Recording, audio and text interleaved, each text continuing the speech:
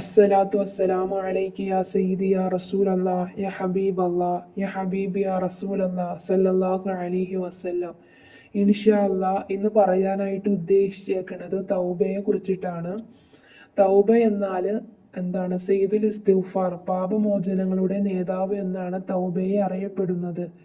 തെറ്റുകളെ തൊട്ട് ഖേദിച്ചു മടങ്ങലാണ് തൗബ എന്ന് പറയുന്നത്. നാം ചെയ്തു പോയ ഓരോ തെറ്റുകുറ്റങ്ങളെയും രാജാതിരാജനായ റബ്ബു സുബ്ഹാനഹു വ തആല, നമ്മെ സൃഷ്ടിച്ച നമ്മളെ പരിപാലിക്കുന്ന റബ്ബു സുബ്ഹാനഹു വ തആലയുടെ മുന്നിൽ നാം ചെയ്തു പോയ ഓരോ തെറ്റുകുറ്റങ്ങളെയും പൊറുക്കലിന് തേടലാണ് തൗബ എന്ന് പറയുന്നത്. തൗബ നമ്മൾ റബ്ബു സുബ്ഹാനഹു വ തആലയുടെ മുന്നിൽ ചോദിച്ചു തൗബന് വേണ്ടി നാം കരഞ്ഞു ദുആ ചെയ്യണം എന്നാണ്. ചുമ്മാ പറയരുത്, ഹൃദയത്തിനുള്ളിൽ നിന്നും. ഉദാഹരണത്തിൽ പറഞ്ഞു കഴിഞ്ഞാൽ, തെറ്റ് ചെയ്തു പോയ കുഞ്ഞിനെ അടിക്കാനായിട്ട് വിളിക്കുമ്പോൾ അവൻ ഭയപ്പെട്ട് കരയുന്ന ഒരു അവസ്ഥയുണ്ട്. ഞാൻ ഇനി ചെയ്യൂല എന്ന് പറയുന്ന ഒരു അവസ്ഥ. ആ ഒരു അവസ്ഥ വേണം അടിമയായ നമ്മൾ റബ്ബു സുബ്ഹാനഹു വ തആലയുടെ മുന്നിൽ തൗബ ചെയ്യുമ്പോൾ വരേണ്ടത് എന്നത്. ഇൻഷാ അല്ലാഹ്. അതേപോലെ തന്നെ മുത്തുനബി സല്ലല്ലാഹു അലൈഹി വസല്ലം തങ്ങൾ പറയുന്നുണ്ട്, അസ്തഗ്ഫിറുല്ലാഹൽ അദീം. അസ്തഗ്ഫിറുല്ലാഹൽ അദീം എന്ന് പറഞ്ഞാൽ, മഹാനായ അള്ളാഹുവെ, നിന്നോട് ഞാൻ മാപ്പ് ചോദിക്കുന്നു എന്നാണ്. ഇതാണ് ഏറ്റവും വലിയ ദുആ, അസ്തഗ്ഫിറുല്ലാഹൽ അദീം എന്നത്. അതേപോലെ തന്നെ നബി സല്ലല്ലാഹു അലൈഹി വസല്ലമ തങ്ങൾ പറഞ്ഞു, 70 പ്രാവശ്യം ഇസ്തിഗ്ഫാർ ചൊല്ലണം എന്നാണ്. ഒരു ദിവസം 70 പ്രാവശ്യം. അനസ് ബിൻ മാലിക് റളിയല്ലാഹു അൻഹു നിവേദനം ചെയ്തു. എന്താണെന്ന് നമുക്ക് നോക്കാം. നബി സല്ലല്ലാഹു അലൈഹി വസല്ലമ തങ്ങൾ പറഞ്ഞു, 70 വട്ടം ഇസ്തിഗ്ഫാർ പറയണം.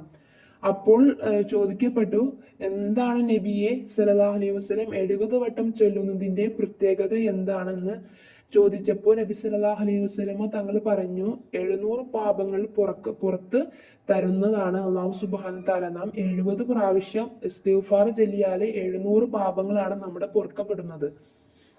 അതേപോലെ തന്നെ നമ്മുടെ പുറക്കൽ ദോഷങ്ങൾ പൊറുക്കുമെന്ന് പറയപ്പെട്ട പ്രത്യേക ദിനരാത്രികളൊക്കെ നമുക്കുണ്ട്. റമദാൻ, പെരുന്നാള്, പകലുകൾ തുടങ്ങിയിട്ട് സുന്നത്ത് നിസ്കാരത്തിന് ശേഷം പ്രത്യേകിച്ചിട്ട് തഹജ്ജുദ് നിസ്കാരം.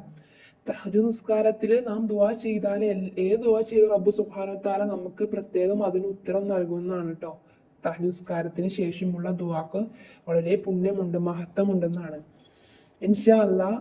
അതേപോലെ തന്നെ അള്ളാഹുവിൻ്റെയും അവൻ്റെ ശിക്ഷയും കാരുണ്യത്തെയും അവൻ്റെ വിശാലമായ കാരുണ്യത്തെയും ഓർത്ത് നാം കരയണമെന്നാണ്. ദുനിയാവിലെയും ആഖിറത്തിലെയും, ദുനിയാവിൽ നാം റബ്ബ് തന്ന അനുഗ്രഹങ്ങളെ ഓർത്തിട്ടും ആഖിറത്തിലെ ശിക്ഷ അദാബിനെ ഓർത്തിട്ടും നാം കരയണം എന്നാണ്. ഒരു ചെറിയൊരു ഇത് പറഞ്ഞു കഴിഞ്ഞാല്, മദ്ഹബിന്റെ ഇമാമായ മഹാനായ ഷാഫിഈ റളിയല്ലാഹു അൻഹു ഉന്നതമായ പദവിയിലായിരുന്നിട്ട് പോലും ആ മഹാന് ദിനപ്രതി ഒരു ഖത്തം ഓതുകയും റമളാനിൽ ഓരോ ദിവസവും 2 ഖത്തവും തീർക്കുമായിരുന്നിട്ട് പോലും, അത്രയും വലിയ പദവിയിലായിരുന്നിട്ട് ആ മഹാൻ പറയണത് എന്താണ്? എന്റെ ഇലാഹായ അള്ളാഹുവെ, ഞാൻ സ്വർഗത്തിലെ അവകാശിയാകാനുള്ള ഒരമൽ പോലും ചെയ്തിട്ടില്ല എന്നാണ് എന്നിട്ടും പറയണത് കേട്ടോ. ശ്രദ്ധിക്കണം കേട്ടോ, നിങ്ങൾ ഈ പറയുന്നതിന്റെ ഓരോ പൗരഗമ എന്താണെന്ന് മനസ്സിലാക്കണേ. എന്നിട്ട് പറയണത് എന്നാന്ന് വെച്ചാൽ, നരകത്തിൽ കഴിയാനുള്ള ശക്തിയും എനിക്കില്ല, അതിനാൽ എനിക്ക് നീ തൗബ തരികയും എൻ്റെ പാപങ്ങൾ പുറത്തു തരികയും ചെയ്യണമേ. നീ വലിയ വലിയ പാപങ്ങൾ പൊറുക്കുന്നവനാണല്ലോ റബ്ബേ, നീ എനിക്ക് പുറത്ത് തന്നെയെന്ന്. അത്രയും വലിയ മഹാൻ ദുആ ചെയ്യുന്നുണ്ടെങ്കിൽ നമ്മളൊക്കെ എത്രത്തോളം, ഒരു ദിവസം എത്രത്തോളം തെറ്റുകുറ്റങ്ങൾ ചെയ്യുന്നുണ്ടാവും? നമ്മളൊക്കെ ദുആ ചെയ്യുന്നുണ്ടോ? പാപമോചനം തേടുന്നുണ്ടോ? തൗബ ചെയ്യുന്നുണ്ടോ? ഇസ്തിഗ്ഫാർ വർദ്ധിപ്പിക്കുന്നുണ്ടോ? ഒന്ന് ആലോചിച്ച് നോക്കട്ടെ മുഹിബ്ബീങ്ങളെ, മിനിങ്ങളെ.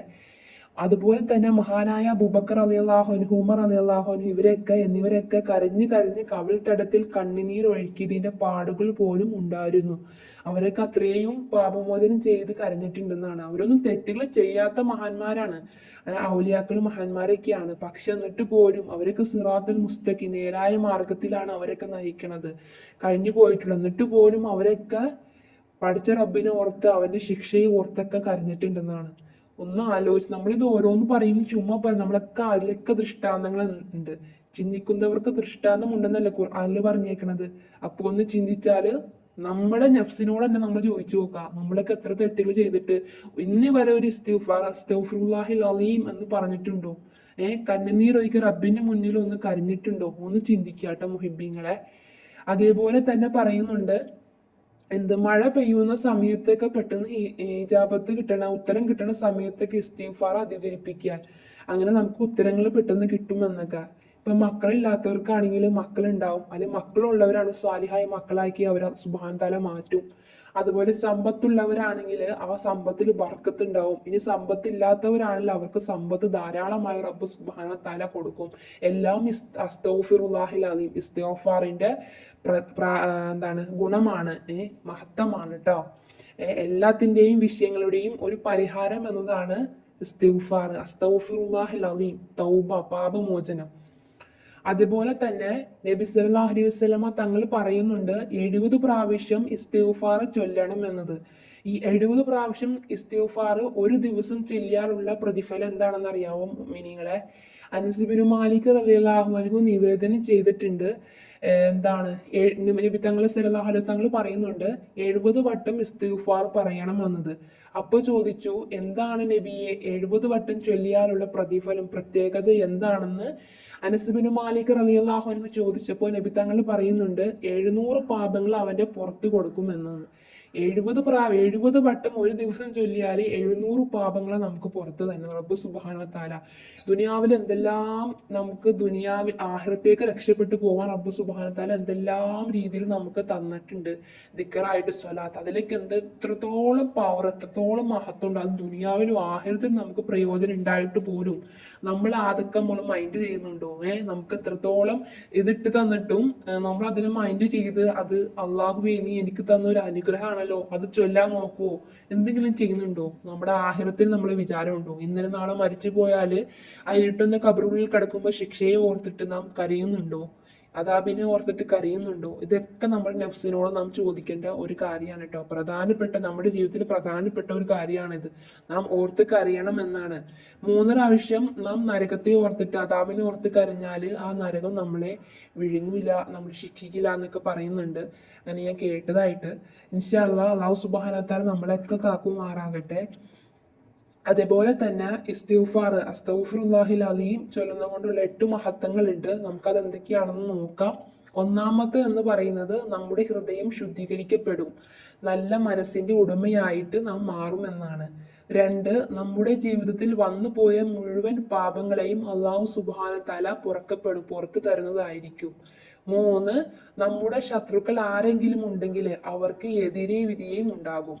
എന്ന് വെച്ചാൽ നാം ശത്രുക്കളൊക്കെ ഉണ്ടെങ്കിൽ അതിൽ നിന്നൊക്കെ നമ്മൾ മുക്തനാകും. 4 എന്ന് പറയുന്നത് നമ്മൾ ഈ ലോകത്ത് ഉണ്ടാകുന്ന ടെൻഷൻ, നമുക്ക് ഈ ദുനിയാവിൽ പ്രയാസവും ബുദ്ധിമുട്ടൊക്കെ ഉണ്ടാവും. അതൊക്കെ റബ്ബ് സുബ്ഹാനഹു തആല പരീക്ഷണമാണ്. പക്ഷെ ഇസ്തിഗ്ഫാർ അതിന് നമുക്ക് മാറിപ്പോകാൻ റബ്ബ് വന്നിട്ട് നമുക്ക് പല ഇതും തന്നിട്ടുണ്ട്, മരുന്നുകളും തന്നിട്ടുണ്ട്. അത് നാം ചൊല്ലണം. ഒന്നാണ് അസ്തഗ്ഫിറുല്ലാഹിൽ അദീം, ഇസ്തിഗ്ഫാർ അധികരിപ്പിച്ചാൽ ആ പ്രയാസങ്ങളൊക്കെ മാറിപ്പോകും എന്നതാണ്. 5 എന്ന് പറയുന്നത് നരകത്തിൽ നിന്നും മോചനം ലഭിക്കുമെന്നാണ്. 6, സ്വർഗപ്രവേശനം ലഭിക്കും. 7, ആരോഗ്യവും ശക്തിയും എന്നും മരണം വരെയും ഉണ്ടാകുമെന്നാണ്.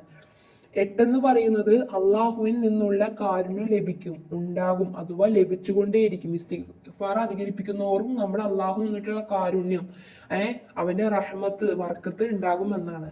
അള്ളാഹു സുബ്ഹാനഹു തആല ധാരാളം ഇസ്തിഗ്ഫാർ ചൊല്ലാൻ തൗഫീഖ് നൽകുമാറാകട്ടെ.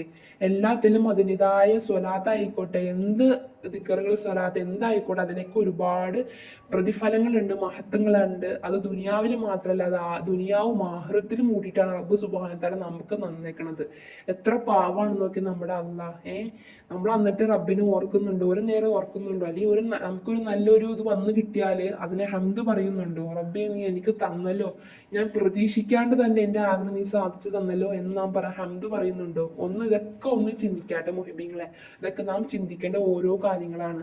ഇൻഷാ അല്ലാഹ് നമുക്കൊക്കെ അല്ലാഹു സുബ്ഹാനഹു തആലയുടെ തൃപ്തിയിലായിട്ട് അവന്റെ നോട്ടത്തിൽ നമ്മളെല്ലാം ഉൾപ്പെടുത്തുമാറാകട്ടെ. അല്ലാഹു സുബ്ഹാനഹു തആല അറിഞ്ഞും അറിയാൻ നാം ചെയ്തു പോയ ഓരോ തെറ്റുകളും അവൻ പുറത്തു നൽകുമാറാകട്ടെ. ഇൻഷാ അല്ലാഹ് അടുത്ത വീഡിയോ ആയിട്ട് ഇൻഷാ അല്ലാഹ് കാണുന്നതായിരിക്കും. അതേപോലെ തന്നെ ഇതുപോലെ എൻ്റെ വീഡിയോസിൽ നിങ്ങൾക്ക് ലഭിക്കാൻ താല്പര്യം ഉണ്ടെങ്കിൽ എൻ്റെ ചാനൽ ഒന്ന് സബ്സ്ക്രൈബ് ചെയ്ത് വച്ച് കൂടെ ഓപ്ഷൻ ക്ലിക്ക് ചെയ്ത് വെക്കുകയാണെങ്കിൽ ഞാൻ ഇടുന്ന ഓരോ വീഡിയോസും നിങ്ങൾക്ക് ലഭിക്കുന്നതായിരിക്കും. ഞാൻ ഇടുന്ന വീഡിയോസ് ചുമ്മാ ഇടുന്നല്ല, നമുക്കും എനിക്കും നിങ്ങൾക്കൊക്കെ ഉപകാരം ഉണ്ടാവാൻ വേണ്ടിയിട്ടും നമ്മുടെ ജീവിതത്തിൽ നല്ലതായിട്ട് അള്ളാഹുവിന് തൃപ്തിയിലായിട്ട് ജീവിക്കാനൊക്കെ വേണ്ടിയിട്ടാണ് കേട്ടോ. ഇനി അള്ളാഹു താല നമ്മളൊക്കെ കാക്കുമാറാകട്ടെ. ഇൻഷാ അല്ലാഹ് മുത്തായ നബി തങ്ങളുടെ യഥാർത്ഥ മുഹിബായിട്ട് ജീവിക്കാനും തങ്ങളുടെ യഥാർത്ഥ ഇഷ്ടിലായി ജീവിക്കാനും ഒരുപാട് സ്വലാത്ത് കാരണമായിട്ട് പുനാരമുത്ത് നബി തങ്ങളുടെ പുണ്യഭൂമി ചെന്നെത്താനും എല്ലാത്തിനും തൗഫീക്ക് നൽകുമാറാകട്ടെ. നമുക്കൊരു 10 ഇസ്തിഗ്ഫാർ അസ്തഗ്ഫിറുല്ലാഹിൽ അലീം പറയാം, ചൊല്ലാം ഇൻഷാ അല്ലാഹ്. അസ്തഗ്ഫിറുല്ലാഹൽ അലീം. നമ്മൾ ഈ അസ്തഗ്ഫിറുല്ലാഹിൽ അലീം പറയുമ്പോൾ മനസ്സിൽ നമ്മൾ ചെയ്തു പോയ പാപങ്ങളെ ഓർക്കാട്ടോ. ഓർത്തു തരാൻ വേണ്ടിയിട്ട് റബ്ബ് സുബ്ഹാനഹു വ തആലയുടെ മുന്നിൽ കരഞ്ഞു ദുആ ചെയ്യണ ആ ഒരു അവസ്ഥ നമ്മൾ മനസ്സിൽ കരുതിയിട്ട് വേണം അസ്തഗ്ഫിറുല്ലാഹിൽ അലീം പറയാൻ. ചുമ്മാ പറയരുത്, നമുക്ക് വേണ്ടിയിട്ടാണ്, വേറെ ആർക്കും വേണ്ടിയിട്ടല്ല. നമ്മൾ ചൊല്ലി നമുക്കാണ് അതിന്റെ നേട്ടം, ഗുണം ഉണ്ടാകത്തുള്ളൂ. അതുകൊണ്ട് മനസ്സറിഞ്ഞ് പറയാൻ നോക്കാം. അസ്തഗ്ഫിറുല്ലാഹൽ അലീം, അസ്തഗ്ഫിറുല്ലാഹൽ അലീം, അസ്തഗ്ഫിറുല്ലാഹൽ അലീം, അസ്തഗ്ഫിറുല്ലാഹൽ അലീം, അസ്തഗ്ഫിറുല്ലാഹൽ അലീം, അസ്തഗ്ഫിറുല്ലാഹൽ അലീം, അസ്തഗ്ഫിറുല്ലാഹൽ അലീം, അസ്തഗ്ഫിറുല്ലാഹൽ അലീം, അസ്തഗ്ഫിറുല്ലാഹൽ അലീം, അസ്തഗ്ഫിറുല്ലാഹൽ അലീം. ഇൻഷാ അല്ലാഹ് അസ്തഗ്ഫിറുല്ലാഹൽ അലീം എന്ന് പറയുമ്പോൾ മനസ്സിൽ കരുതാ. അതുപോലെ തന്നെ മഹാന അള്ളാഹുവെ, നീ മഹത്തമേറിയ റബ്ബ് അള്ളാഹു ആണ്. റബ്ബെ, നീ ഞാൻ ചെയ്തു പോയി തെറ്റുകൾ എനിക്ക് പുറത്ത് തന്നെയെന്നും മനസ്സിൽ കരുതിയിട്ട് വേണം ഇസ്തിഗ്ഫാർ ചെല്ലാൻ. ഇൻഷാ അല്ലാഹ്.